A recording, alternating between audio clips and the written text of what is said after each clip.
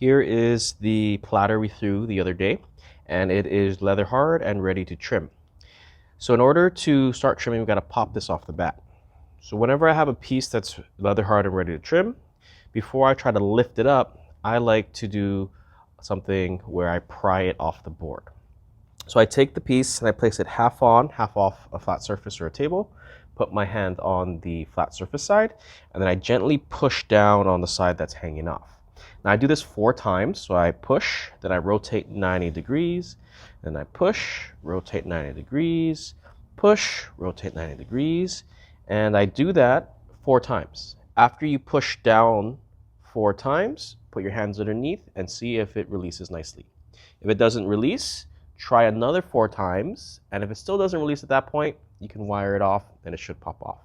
Now, one thing to remember is if the piece is too wet and you try to do the pry, you may see the rim stretch and move because the clay is stuck to the bat. So you got to make sure that the clay is dry enough. Now that the piece releases nicely, instead of just picking it up and flipping it over because it's a little big and awkward, I like placing a board on top and flipping the whole thing. So I got my other bat. These are 14 inches. I place it on top and I put my hand underneath and then flip. From here, I just pick up the old bat. Then I take this to the pottery wheel, center, and I can start trimming. So let's go ahead and move on to the next steps of getting this finished. All right, got the piece on the wheel. I got my trimming tools, and the ones that I like, I got my needle to mark the piece. I got 2 separate loop trimming tools, one that's a little bigger, ones that are a little smaller, so I switch in between the 2 depending on what I do. Got a container of water in case I need to smooth, a sponge, and finally wads for the clay. So the first thing I always do is center the piece on the wheel, and because this is bigger than the wheel head, I'm centering it on the plastic bat, and normally I tap center. But because this is very large, I would push it to center. Now, when you center a piece without tap centering and you don't have the concentric circle on the wheel head, you basically spin the wheel slowly and you put your finger wherever you want to base your piece on, whether that's the rim, the middle section, or the base. For now, I'm going to use the rim as a reference. And every time the piece gets closest to this finger, that is the area that is the most off center. So I'm resting my finger on the splash pan to prevent it from moving, and I'm putting my finger right in front of me at 6 o'clock. So I'm going to stop the wheel when it touches my finger, right there, and I'm going to push the piece away from my body ever so slightly. And then I'm going to spin the wheel and repeat. And ideally, if you can find the area that is the most off center, you repeat, stop, push, and spin. And eventually your piece should get more or less center. Because when I threw this, the rim was slightly off, I'm going to go based on this middle section. So I'm floating my finger. You can kind of hear it drag across the piece. So where it drags, I'm going to push ever so slightly because it was pretty close to being center. And I'm going to spin again. Okay, that looks pretty good. Now I'm ready to go ahead and wad this down and start trimming. So I got my clay, ripping it up into 4 equal-sized pieces, rolling it into more or less coils, placing the coils roughly where they will go, and then I'm going to go ahead and secure the pieces to the wheel. Want to see the latest ceramic tips and tricks every week? Subscribe so you never miss an upload. Okay, hand on top, and I gently push the clay down into the plastic wheel head. Once I do one side, I rotate the wheel with my hands, not the pedal, and I do the opposite side. The reason why I don't want to use the pedal is this is not fully secure, and so it can cause the piece to shift. The reason why I'm pushing the clay down into the plastic or wheel head versus into the piece is because I don't want to shift the piece, and if your piece is a little on the softer side, you may dent it. Now, once it's secure all the way around, I'm gently going to push the clay into the wads into the wall of the piece ever so slightly. And because I know this piece is on the drier side, I don't need to worry about denting. But if your piece is pretty wet, you may not want to do that. Okay, so I got my piece, do the wiggle test, make sure it doesn't move, and then I spin it to make sure it's more or less centered. Now, first thing I'm going to get rid of is this overhang. So technically you could trim it, but what I like doing is I like getting an X-ACTO knife or a needle, and I cut this straight down to remove a straight centered edge.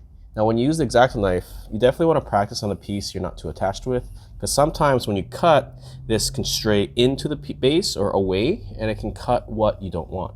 So when you do this, you got to make sure you're very, very anchored. You spin the wheel on the faster side, you hold it very tight. I'm holding it like a pencil. I'm left-handed, and I'm bracing with my right. So for the righties, I'll kind of show you how to hold it. Whatever you're comfortable with, and then you want the blade facing the rotation of the wheel, and then you start drawing a line, and then you just push the tool down until you cut all the way through. Okay, right there feels like a cut all the way through, and then you just break apart the clay and you remove the excess. So right there, now I have a perfectly centered edge I can use to base my piece off of. Now, another thing I like doing is I dig a little pilot hole in the center, and this allows me to put a finger down to make sure that my piece is even more secure.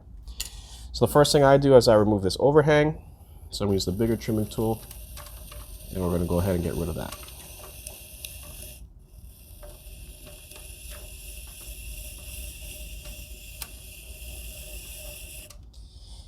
All right, so right there, if that's where you want your foot to be, basically you trim down the center, create the little well on the inside, and then you have your piece.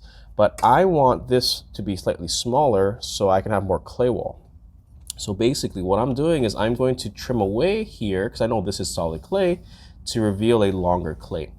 Now the piece is on the drier side, so if you ever trim and your piece is a little drier, I recommend coating the surface with a light layer of water. Now this does get a little messy, and this will allow you to remove any clay and trim without it coming off as flakes. And when you trim dry clay, it's two things happen. One, it dulls your tools and grinds away at it faster, and two, the dust that comes off isn't good to breathe in. So wetting your clay if it's dry does help. So the first thing I'm going to do is just trim this little bump off to have more or less a straight wall. That was a little bump I created when I threw it. And now I can start removing extra clay from here. So basically I'm gonna cut a little more off of this edge, and it, like I said, it's drier, so I'm gonna add a little bit of water in here. And there's two ways to approach this if you wanted this wall to extend into the base. The first is you just trim this inward and you remove more clay, and then you angle the trimming here to make it match. Or two, what I prefer, I kind of do both actually, is I create an undercut here to reveal the foot, and then I trim everything above it. So what I mean by that, I got my tool, hold it like a pencil, and I'm holding this at the angle that the wall is, and I'm kind of floating it up, and I'm just kind of trimming down. So I start it higher up in the solid vertical foot, and then I trim down to create an undercut. And then I go and trim everything above it.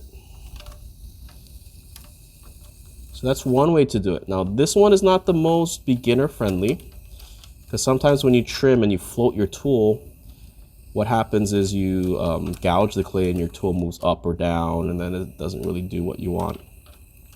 So the more user friendly and beginner friendly technique is you actually trim this inward, and then you trim this to match. So what I mean by that, you take your tool, and I'll use the bigger one for example, and you start over here with a bevel. So you start trimming this and you remove a large amount. So a 45-degree bevel. So now your foot, if you were to follow this down, would be right here, this edge. And then from here, you basically turn the tool vertically to reveal that new bevel edge and transform it into a straight wall. So bevel means to cut at an angle. Okay, so I'm then turning it vertically. So now I have this weird band in between the wall and the bottom of the foot. So you can trim that straight down if you want, or you could just go and float it and trim inward. You're not trimming all of it away just yet, because we need to continue this foot.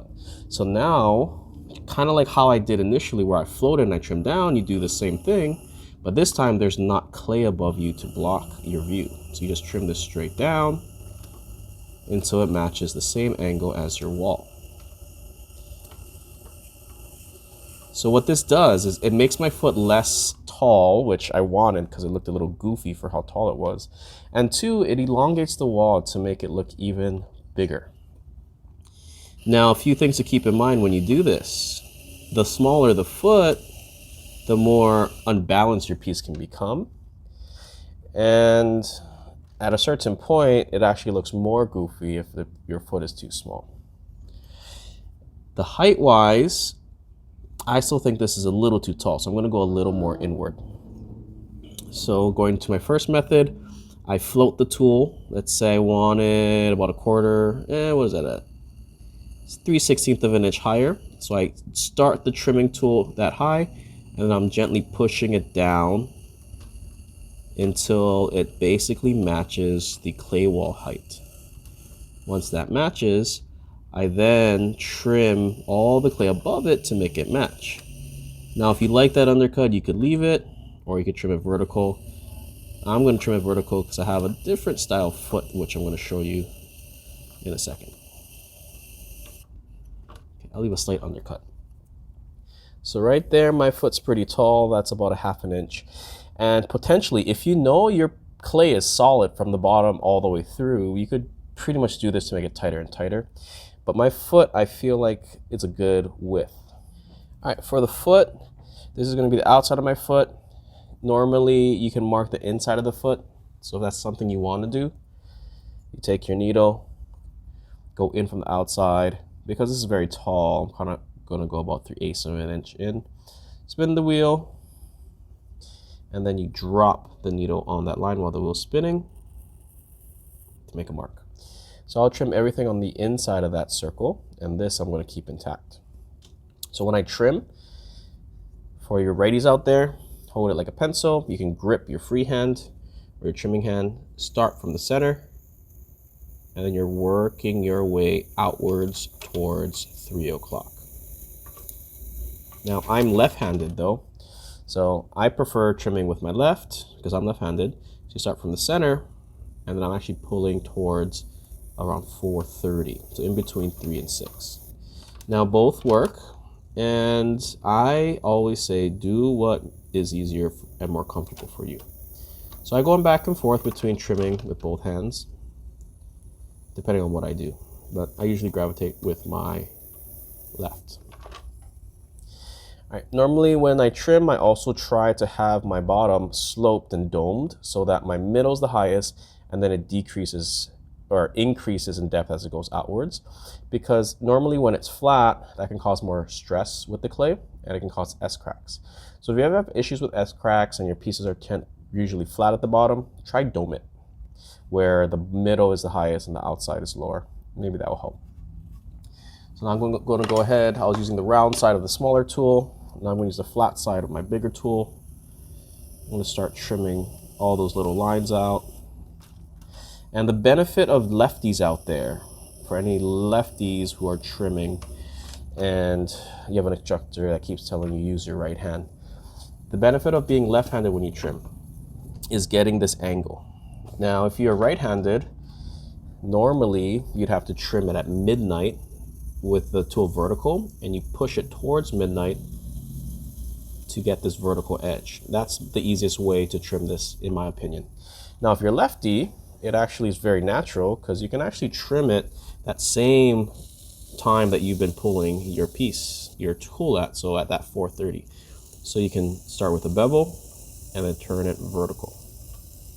So lefties have an advantage when cleaning up that edge where the foot ends. Now, righties can do it too, but it's just a little more awkward. Start with the bevel and then turn the tool vertical. And that's to get a nice vertical wall so that your foot is parallel inside and out. Okay, now that's more or less flat. I'm going to go ahead and work on the slope. Before I do that, I want to check for depth. Now, if it was wet clay, I could take a needle and stab it. But on this one, I do it by tapping. So I place my finger where I want to check for depth, and I tap it with the tool. The more vibration you feel, the thinner the clay. The more hollow it sounds, the thinner the clay. Now, it all is pretty subjective because depending on how dry the clay is, how wide, what type of clay, the vibration can be more or less, but the thicknesses could be more or less the same. So this comes with a bunch of practice. So if you're ever trimming next to a classmate or a studio mate and you want to check for depth, tap, and then tap theirs and see if you notice a difference. So based on my vibration, I probably have about that much more I can trim away. The middle I can trim a little deeper, and I'm going to slope this even more. So before I even trim this down, I'm going to start sloping it. And just by sloping, it's going to make this foot look even taller because I'm removing more clay here, which is much thicker. Now, as I tap down here, the further out I go, the more vibration I feel because the clay does get thinner. So that's basically how this was thrown. So I'm going to switch to the wider tool, and I'm going to go ahead and start sloping it. So I'm not going to trim any more in the middle for now, focusing the pressure on the right side of this flat, larger tool. And I'm going to take more off. Okay, and then because this is taller and I'm trimming, my trimmings are going beyond the splash pan. So normally I would have a piece of paper wrapped around this, but because I'm filming, it's going to block the view. So that's why I'm stopping in between my trimmings, but normally I'll just keep going. Okay, you can kind of see the trimmings flying everywhere, so I'm going to have to clean this up a little bit. And later on, at the end of the video, I'll show you how I set this up with a paper for those who do it in a public studio and you get people looking at you because your trimmings are flying everywhere. Okay, so I'm going to switch to the smaller tool now so I can really get a lower angle. So it's a lot of switching back and forth to tools that you're comfortable with. Some people only trim with one, some with 5. Let's find the balance and see what you like.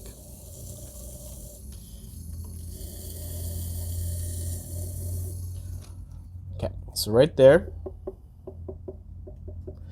the thicknesses are getting closer all the way through. It's sloped and it does look taller.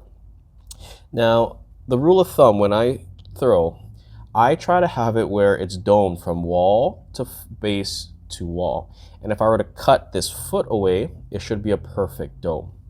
So I want to make this slope try to match this height on the outside, but you have to make sure that you have enough clay to do it. So because this is very tall, if I were to take a little more off of here, I might break through because I can't really slope it much.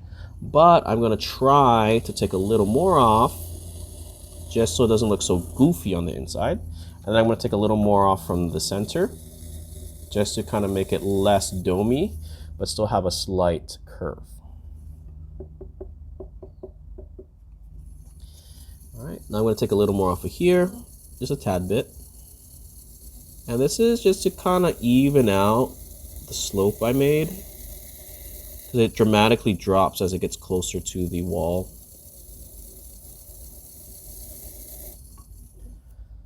And then switch to the bigger tool to clean it up.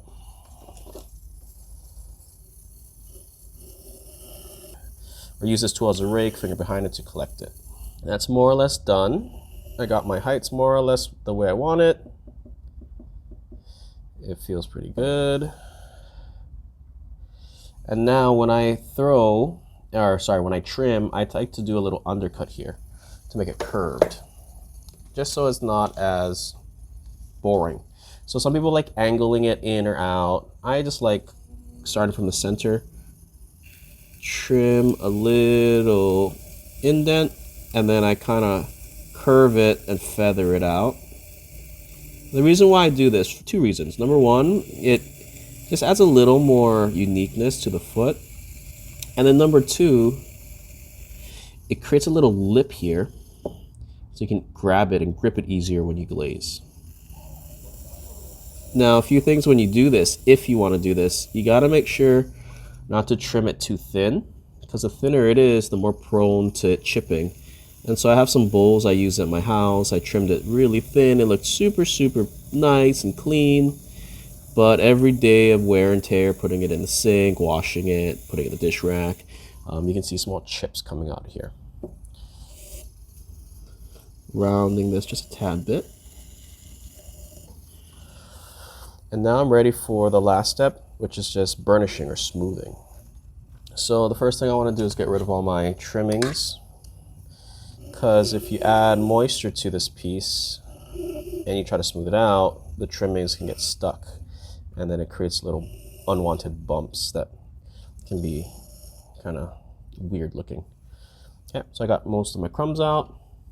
And for the burnishing, I take my sponge, coat the surface with water where I want to smooth, and not too much.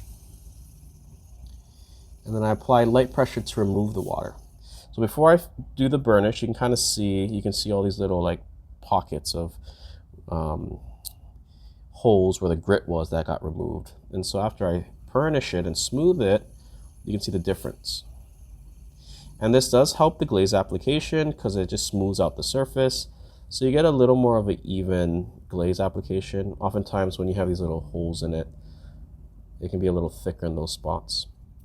And so what I'm doing is I'm just using my fingers to smooth the clay out. You can use a rubber rib or a plastic rib or a brush, but I like my fingers so I can feel when the clay is nice and smooth. Okay, so the bottom looks good. Now to burnish the outside of the foot and the wall where I trimmed. Let's add a little water and smooth until all those little marks are gone. Now a few things when you burnish. You have to make sure you're not applying too much pressure, especially if your clay is thin or overly wet. You might dent it or change the shape. And then number two, you want to make sure not to apply too much water. If you add too much water, the whole piece becomes very, very wet and tacky, and it might start morphing or warping when you try to pop it off. All right, so everything looks nice and smooth. The burnishing is done. Now I'm ready to move on to the finishing steps. Now, one thing I wanted to show you before I move on to that is normally when I trim something that is taller, or if I use a griffin grip or a chuck, is I usually get a piece of paper, cardboard or whatever I may have, and I put it inside the well. And when I spin the wheel and the trimmings fly off, they stay inside here because this catches it. So this opening here is basically where I would trim. So I'd set it up like this, and my hands would be here to trim. But for filming purposes, that doesn't really look very nice. All right, let's go ahead and pop this off, and let's go ahead and flip this right side up. The platter is done. It's ready to dry. So thank you for taking your time out and watching the video. If you want to see more videos like this or any other ceramic tutorials, please like and subscribe. It helps this channel grow and allows me to make more content like this for you guys. Once again, thanks for watching, and see you in the next video.